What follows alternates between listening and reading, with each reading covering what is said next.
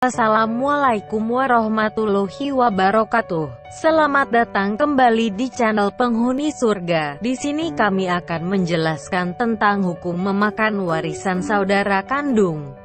Sebelumnya, bagi yang belum subscribe silahkan di-subscribe terlebih dahulu, dan jangan lupa nyalakan lonceng notifikasinya.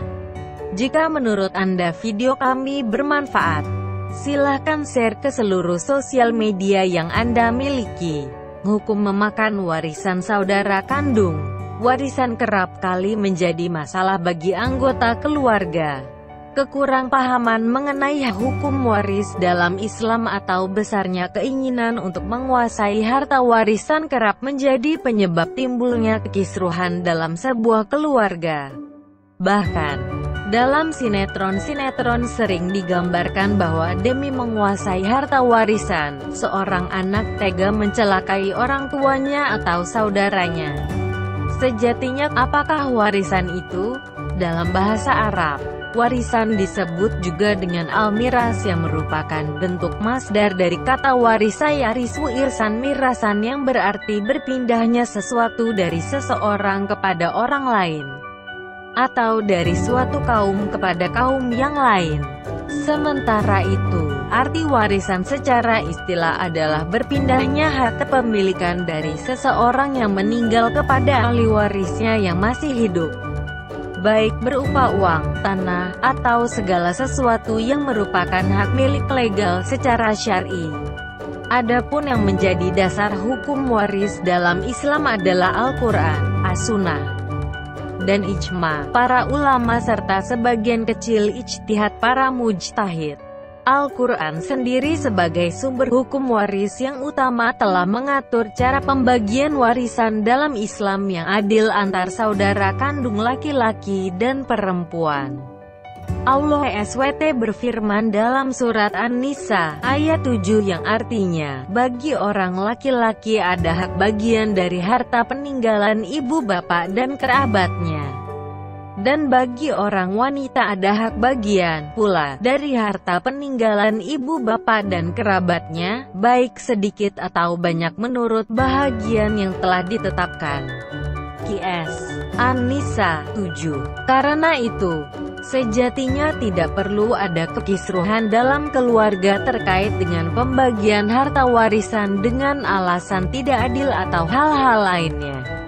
Hal ini disebabkan Allah SWT telah mengatur pembagian warisan menurut hukum Islam dalam Al-Quran secara gamblang.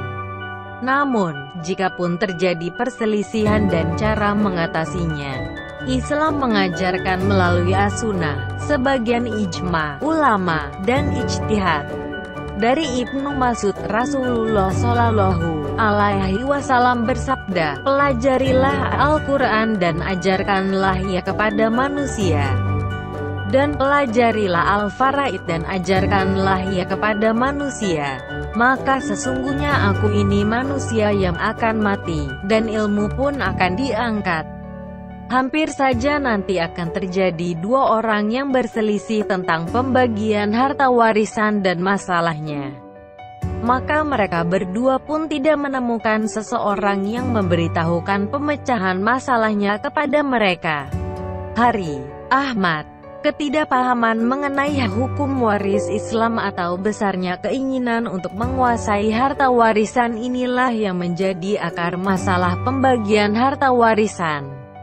Tidak sedikit contoh kasus di mana kakak sulung yang diserahi tanggung jawab untuk membagi warisan setelah orang tua meninggal justru menguasai seluruh harta warisan.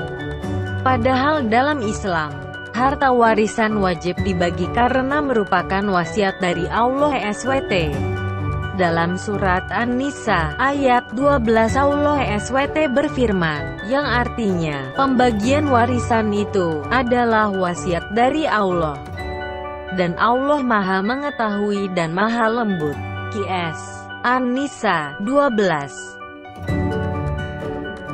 Karena itu, jika harta warisan tidak dibagi sesuai dengan ketentuan yang telah Allah tetapkan dalam Al-Quran, maka hukumnya berdosa kecuali jika saudara kandung ikhlas untuk menyerahkan bagiannya. Allah SWT berfirman dalam surat Al-Baqarah ayat 188 yang artinya, dan janganlah sebagian kamu memakan harta sebagian yang lain di antara kamu dengan jalan yang batil, dan janganlah kamu membawa urusan harta itu kepada hakim pengadilan, supaya kamu dapat memakan sebagian daripada harta benda orang lain itu dengan jalan berbuat dosa, padahal kamu mengetahui. QS Al-Baqarah 188. Allah SWT juga berfirman dalam surat An-Nisa ayat 13-14 yang artinya, hukum-hukum warisan itu adalah ketentuan-ketentuan dari Allah. Barang siapa taat kepada Allah dan Rasul-Nya, niscaya Allah memasukkannya ke dalam surga yang mengalir di dalamnya sungai-sungai, sedang mereka kekal di dalamnya, dan itulah kemenangan yang besar. Dan barang siapa yang mendurhakai Allah dan Rasul-Nya dan melanggar ketentuan-ketentuannya, niscaya Allah memasukkannya ke dalam api neraka sedang ia kekal di dalamnya, dan baginya siksa yang menghinakan.